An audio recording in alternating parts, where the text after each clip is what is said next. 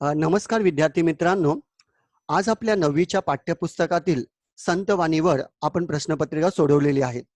प्रश्नपत्रिकेमध्ये संतवाणी होती, भेटी लागे जीवा आणि संत कृपा झाली या दोन संतवाणीवर आपण प्रश्नपत्रिका सोडवली होती आणि त्याची आज आपण उत्तरपत्रिका तपासणार आहोत.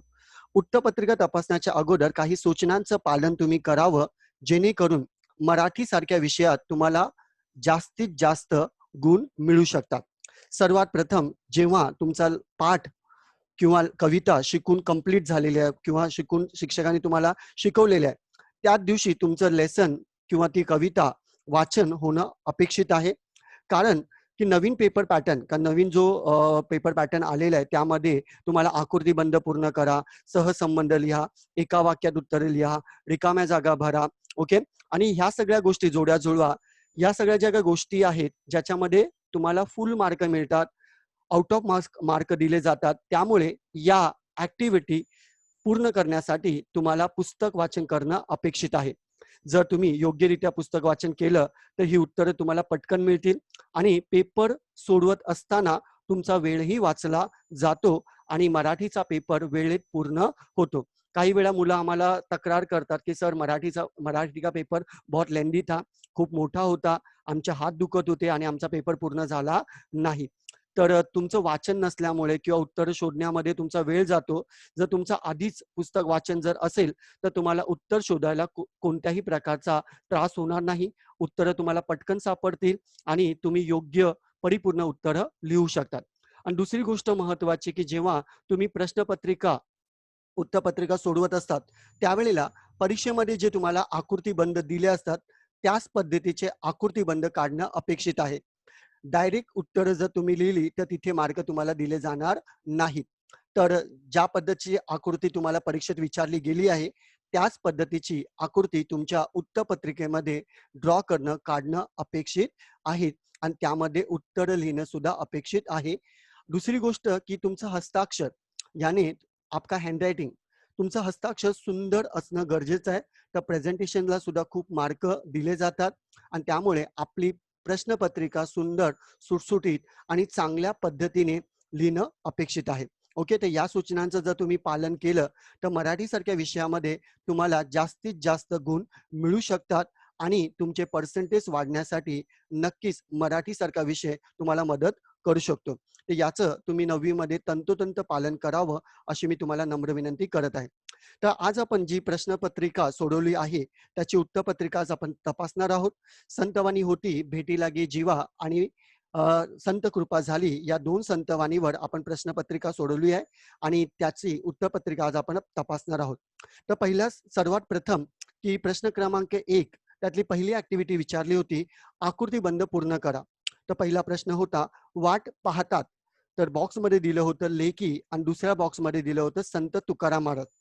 तर उत्तर अपेक्षित होतं की लेकी वाट पाहतात मुराळीची, संत तुकाराम महाराज वाट पाहतात पंढरीची. तर पहिल्या बॉक्समध्ये जर मुराळी शब्द लिहिला असेल तर 1 गुण द्यावा आणि जर दुसऱ्या बॉक्समध्ये पंढरीची हे अपेक्षित उत्तर आहे, हे उत्तर जर लिहिलं असेल तर तिथे 1 गुण द्यावा. जर शब्द चुकला असेल तर अर्धा मार्क वजा करावा. दोन्ही शब्द बरोबर असतील तर 2 गुण द्यावेत. तर वाट पाहतात, तर उत्तर येणारे लेखी वाट पाहतात मुराळीची आणि संत तुकाराम महाराज वाट पाहतात पंढरीची. दुसरी ऍक्टिव्हिटी होती सहसंबंध लिहा.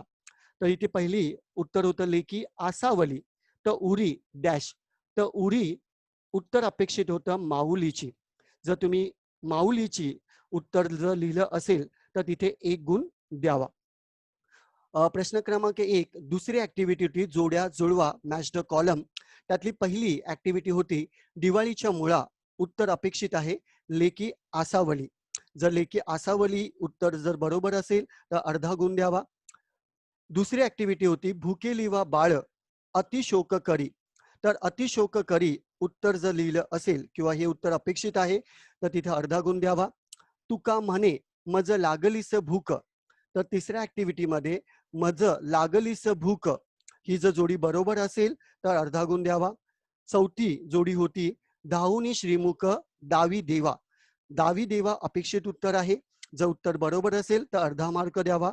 जर चारही जोड्या बरोबर असतील तर अर्धा अर्धा अर्धा अर्धा असे तुम्हाला 2 मार्क मिळतील. तर 2 मार्क तुम्ही तिथे देऊ शकता जर उत्तर बरोबर असेल तर. पुढील ऍक्टिव्हिटी होती, पुढील ओळीचा अर्थ स्पष्ट करा. त्यामध्ये कवितेच्या तुम्हाला 2 ओळी दिल्या होत्या. त्या 2 ओळी अशा होत्या, भुके लेवा बाळ अतिशोक करी, वाट पाहे ओरी माऊलीची. या कवितेच्या 2 ओळीचा तुम्हाला अर्थ स्पष्ट करायचा होता, अर्थ लिहायचा होता. तर अपेक्षित उत्तर होतं, भेटी लागे जीवा, भेटी लागे जीवा ही कविता संत तुकाराम महाराजांनी लिहिलेली आहे. आणि या अभंगामध्ये संत तुकाराम महाराज म्हणतात आहे की विठ्ठल भेटीची तीव्र आस व्यक्त करताना संत तुकाराम महाराज सांगतात की ज्याप्रमाणे लहान बाळ भुके पोटी अतिशय व्याकुळतेने शोक करतं, म्हणजे रडत असतं, तळमळत असतं व आपली भूक मिटावी म्हणून आपल्या आईची अतिशय आतुरतेने वाट पाहत असतं, त्याचप्रमाणे मी देखील तुझी वाट पाहत आहे. हे अपेक्षित उत्तर होतं. जर तुम्ही हे उत्तर लिहिलं असेल तर तिथे तुम्हाला फुल मार्क ते नाही मिळणार. तर तुम्हाला जर पूर्ण मुद्दे म्हणजे जे काही मुद्दे आहेत, पॉइंट आहेत, ते जर तुम्ही बरोबर लिहिले असेल तर तिथे तुम्हाला 2.5 मार्क मिळू शकतात. जर शब्दांच्या चुका झाल्या असतील किंवा एखाद 2 पॉइंट मिस असेल किंवा तुम्ही लिहिला नसेल तर तिथे तुम्हाला 1.5 मार्क दिले जाईल. तर 1.5, 2 किंवा 2.5 बरोबर उत्तर असेल तर 2.5 मार्क द्यावा. अर्धा मार्क तिथे कट केलं, शुद्ध लेखन किंवा शब्दांच्या चुकांसाठी अर्धा मार्क कट केला जातो. तर 2.5 मार्क किंवा तुम्ही 2 मार्क, जर एखाद 2 पॉइंट मिस असेल किंवा शब्दांच्या चुका झाल्या असतील तर तिथे 1.5 मार्क द्यावा किंवा 1 मार्क. ओके, तर अशा पद्धतीने तुम्ही तिथे मार्क देऊ शकतात. दुसरी ऍक्टिव्हिटी होती प्रश्न क्रमांक 1, चौथी ऍक्टिव्हिटी होती, विठ्ठल दर्शन हे सर्व सुखांचे सुख आहे या विधानातील समर्पकता तुमच्या शब्दात सांगा. हे स्वमत सारखं एक उत्तर होतं आणि हे तुम्हाला तुमच्या शब्दामध्ये तिथे मांडणं अपेक्षित आहे. तर सर्वात प्रथम या प्रश्नाचं उत्तर असं अपेक्षित होतं, विठ्ठलाचे दर्शन हे सर्व सुखांचे सुख आहे. विठ्ठलाचे दर्शन हे सर्व सुखांचे सुख आहे. विठ्ठलाचे दर्शन होताच भक्तांची तहान भूक हरवून जाते. विठ्ठलाचे दर्शन होताच भक्तांची तहान भूक हरवून जाते. त्यांचे नयन दिपून जातात, त्यांचे हृदय सुखद आनंदाने भरून जाते. विठ्ठल दर्शन ही भक्तांच्या आत्म्याला लागलेली आध्यात्मिक भूक असते. म्हणून विठ्ठलाचे दर्शन घेण्यासाठी दरवर्षी लाखो भाविक पंढरपूरला जातात. या पद्धतीने जर तुम्ही स्वमत म्हणजे तुमचं उत्तर जर लिहिलेलं असेल तर तिथे तुम्ही 2.5 मार्क द्यावा. काही मुद्दे जर नसतील त्यामध्ये तर 2 मार्क द्यावात. शब्दांच्या चुका झाल्या असतील किंवा एखाद 2 पॉइंट मिस असेल किंवा तुम्ही एखाद 2 मुद्दा लिहिला नसेल तर तिथे तुम्ही 1.5 मार्क किंवा 1 मार्क देऊ शकता. प्रश्न क्रमांक 2 त्यातली पहिली ऍक्टिव्हिटी होती, कंसातील योग्य शब्द वापरून रिकाम्या जागा भरा, फिलअप. तर पहिली ऍक्टिव्हिटी होती, तुका झालासी डॅश भजन करा सावकाश. तर गाळलेली जागा, रिकामी जागा होती कळस. तर उत्तर अपेक्षित होतं, तुका झालासी कळस भजन करा सावकाश. इथे डायरेक्ट उत्तर लिहू नये. काही मुलं डायरेक्ट कळस लिहितात आणि अंडरलाईन करतात, तर तिथे मार्क दिले जाणार नाही. तर पूर्ण वाक्यात तुम्हाला ती रिकामी जागा भरायची आहे. तर उत्तर अपेक्षित होतं, तुका झालासी कळस भजन करा सावकाश. कळस आहे त्याला तुम्हाला अधोरेखित करायचं आहे, अंडरलाईन करायचं आहे. प्रश्न क्रमांक 2 दुसरी ऍक्टिव्हिटी होती, खालील प्रश्नाची उत्तरे एका वाक्यात लिहा. 1 लाईन आन्सर होतं. तर 1 लाईन आन्सर मध्ये पहिला प्रश्न होता की संत बहिणाबाईंनी स्वीकारलेले कार्य कोणते होते. तर त्याचं अपेक्षित उत्तर आहे, वारकरी संप्रदायाचा ध्वज सतत फडकत ठेवणे हे संत बहिणाबाईंनी स्वीकारलेले कार्य आहे.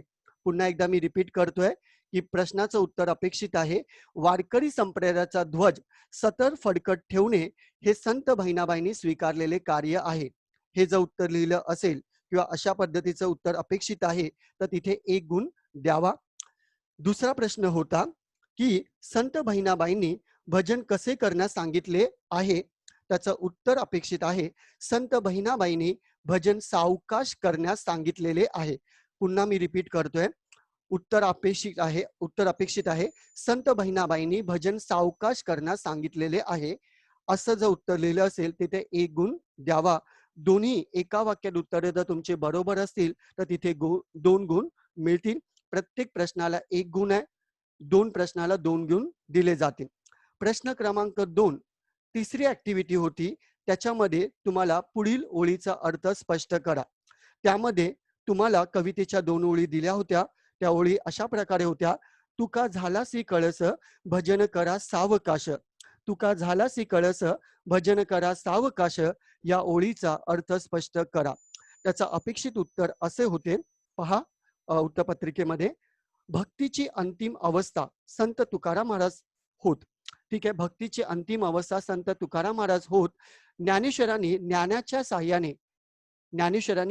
साह्याने निर्मिती केलेल्या या वारकरी संप्रदाय रूपी इमारतीवर आपल्या अलौकिक भक्तीचा कळस चढून खऱ्या अर्थाने संत तुकारामांनी वारकरी संप्रदाय रूपी इमारतीला परिपूर्णता प्राप्त करून दिली. पुन्हा एकदा रिपीट करतोय. पहिला मुद्दा असा होता, भक्तीची अंतिम अवस्था म्हणजे संत तुकाराम महाराज होत. ज्ञानेश्वरांनी ज्ञानाच्या साह्याने निर्मिती केलेल्या या वारकरी संप्रदाय रूपी इमारतीवर आपल्या अलौकिक भक्तीचा कळस चढून खऱ्या अर्थाने संत तुकारामांनी वारकरी संप्रदाय रूपी इमारतीला परिपूर्णता प्राप्त करून दिली. भक्तीची परिपूर्ण वैभवापर्यंत पोहोचवली. तसेच पूजा अर्चा कर्मकांड यामध्ये न पडता नामस्मरण म्हणजेच भजन हा भक्तीचा सोपा मार्ग त्यांनी आपल्याला सांगितलेला आहे, किंवा भक्तीचा सोपा मार्ग त्यांनी सर्वांना सांगितलेला आहे. अशा पद्धतीचं जर तुमचं उत्तर अपेक्षित आहे, सर्व मुद्दे पॉइंट जर तुम्ही लिहिलेले असतील तर तिथे 2.5 मार्क द्यावं. किंवा एखादा मुद्दा मिस असेल किंवा तुमचं जर स्पेलिंग मिस्टेक झाले असतील, शब्दांच्या चुका झाल्या असतील तर तिथे आणखीन अर्धा मार्क वजा होईल. मग तुम्ही तिथे 2 मार्क द्या. 2 पॉइंट लिहिले असतील, शब्दांच्या चुका झाल्या असतील तर तिथे 1.5 मार्क द्यावा. 1-2 पॉइंट जर तुम्ही लिहिला असेल तर तिथे तुम्ही 1 मार्क देऊ शकता. ओके. पुढील प्रश्न होता प्रश्न क्रमांक 2 4 होता. त्याच्यामध्ये तुम्हाला प्रश्न विचारला होता, संतांचे कार्य नेहमी मार्गदर्शन ठरले. संतांचे कार्य नेहमी मार्गदर्शन ठरले याविषयी तुमचे मत सोदाहरण स्पष्ट करा. म्हणजे तुम्हाला याविषयी काय वाटतं, तुमचं उत्तर काय अपेक्षित आहे, तुमचे विचार काय आहेत ते तुम्ही सोदाहरण म्हणजे उदाहरणासहित तुम्ही स्पष्ट करावे, असं हे उत्तर अपेक्षित आहे. तर त्याचं उत्तर आपण पाहूया. त्याचं उत्तर कोणत्या पद्धतीने अपेक्षित आहे. तर सर्वात प्रथम संत प्रकाशस्तंभाप्रमाणे असतात. संत प्रकाशस्तंभाप्रमाणे असतात. ते भक्तांना अंधारातून बाहेर काढून ज्ञानज्योतीच्या दिव्य प्रकाशात नेत असतात. तर ते भक्ताला अंधारातून बाहेर काढून ज्ञानज्योतीच्या दिव्य प्रकाशात नेत असतात. संत आपल्या आचरणातून इतरांना शिकवण देतात. म्हटले आहे की आधी केले मग सांगितले. आधी केले मग सांगितले. संत ज्ञानेश्वरांनी स्वतःच्या आचरणातून लोकांना दया, क्षमा, शांती, परोपकार, अहिंसा अशा अनेक मूल्यांची महती पटवून दिली आहे. नम्रपणा हा व्यक्तीचा सर्वात मोठा अलंकार आहे. नम्रपणा हा व्यक्तीचा सर्वात मोठा अलंकार आहे. हे पटवून देताना त्यांनी चांगदेवाचे केलेले गर्वहरण आपण कसे विसरू बरे. तर हे पटवून देताना त्यांनी चांगदेवाचे केलेले गर्वहरण आपण कसे विसरू बरे. समाजाचे भले करताना कितीही यातना झाल्या तरी त्या सोसाव्यात, असे तुकोबा महाराज सांगतात की समाजाचे भले करताना कितीही यातना झाल्या तरी त्या सोसाव्यात असे संत तुकाराम महाराज सांगतात. म्हणून संत जनाबाई म्हणतात, संत जेणे व्हावे तेने जग बोलणे सोसावे. संत जेणे व्हावे तेने जग बोलणे सोसावे. अशा प्रकारे संतांचे कार्य हे आपणास नेहमी प्रेरणा देणारे, इन्स्पिरेशन देणारे असते. जीवनात येत असलेल्या संकटांना सामोरे जाण्याची शक्ती संतांच्या कार्यातून आपल्याला मिळते. म्हणून संतांचे कार्य नेहमी मार्गदर्शकच ठरते. हे विधान खरंच सत्य आहे आणि हे संतांचं कार्य अमूल्य आहे. संतांनी समाज सुधारणा केलेली आहे, समाज जागृतता केलेली आहे. अशा प्रकारचं मार्गदर्शन नेहमीच समाजाला हे हितकारक ठरलेलं आहे. अशा प्रकारचं जर उत्तर तुम्ही लिहिलेलं असेल तर तिथे 2.5 गुण द्यावा. 2 आणि अर्धा गुण. जर यातले काही मुद्दे जर तुम्ही लिहिलेले असेल तर तिथे 2 मार्क द्यावात. यातले काही मुद्दे जर तुम्ही वगळले असतात किंवा लिहिले नसतील किंवा शब्दांच्या चुका झाल्या असेल तर 1.5 मार्क द्यावात आणि एखाद 2 मुद्दे लिहिले असतात तर 1 गुण द्यावा. अशा प्रकारे आपण ही प्रश्नपत्रिका सोडवलेली आहे. या पद्धतीने तुम्ही गुणदान द्यावेत आणि संपूर्ण गुणांची बेरीज करून तुम्हाला किती गुण मिळालेत ते तुमचे जे ॲडमिन हेड असेल त्यांना तुम्ही इन्फॉर्म करावेत.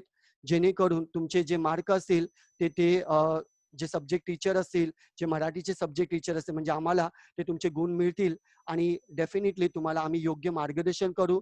कशा पद्धतीने जास्तीत जास्त मार्क तुम्हाला मिळतील किंवा स्वमत आपण कशा पद्धतीने लिहू शकतो याविषयी तुम्हाला आम्ही नक्कीच मार्गदर्शन करू.